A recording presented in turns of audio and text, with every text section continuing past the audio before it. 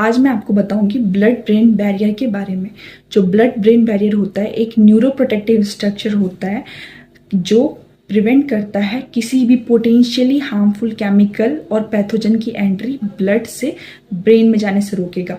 तो ये generally exist करता है जो ब्रेन है, ब्रेन की जितनी भी कैपिलरीज होती है उन सब की जो मेम्ब्रेन होती है, कैपिलरी मेम्ब्रेन में ये एग्जिस्ट करेगा except the hypothalamus part of the brain. Hypothalamus वाले पार्ट में एग्जिस्ट नहीं करता।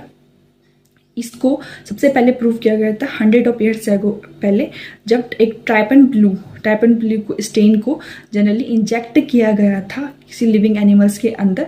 तो उसकी वजह से क्या हुआ कि लिविंग एनिमल्स के हर बॉडी के हर टिश्यू इसकी वजह से स्टेन हो गया था एक्सेप्ट द ब्रेन टिश्यू, यानी कि ब्रेन और स्पाइनल कॉर्ड पे ये स्टेनिंग नहीं हुई थी। तो जिससे ये प्रूव हुआ था कि कोई ना कोई कवरिंग या कोई ना कोई चीज़ है जो प्रिवेंट कर रही है इस ट्राइपन ब्लू को जाने से ब्रेन में और स्पाइनल कॉर्ड में। ठीक है, अब हम बात करेंगे स्ट्रक्चर की। ब्लड ब्रेन बैरियर का स्ट्रक्चर कैसा होता है।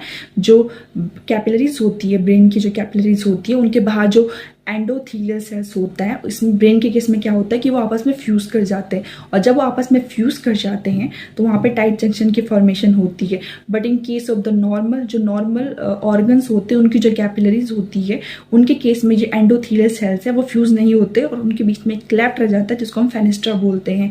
इस फेनेस्ट्रा से ट्रांससाइटोसिस प्रोसेस होती है, बट ये फेनेस्ट्रा ब्रेन के केस में एब्सेंट होता है। ठीक है, अब इसके अलावा यहाँ पे ये जो टाइट जंक्शन इसकी फॉर्मेशन चाइल्डहुड में ही हो जाती है। ठीक है, और यहाँ पे जो इसके अलावा यहाँ पे एस्ट्रोसाइट सेल यानी कि न्यूरोग्लियल सेल जो ब्रेन के अंदर प्रेजेंट होते हैं वो भी क्या करते हैं कि उसका जो साइटोप्लाज्मिक प्रोसेस जो होती है वो भी जो ये ब्लड ब्रेन जो टाइट जंक्शन बना उस टाइट जंक्शन के बाहर एक एनवेलप की फॉर्मेशन करेंगे और जो यहाँ पे जो टाइट जंक्शन है उसको और ज़्यादा कवरिंग देंगे और अच्छे से कवर करते हैं।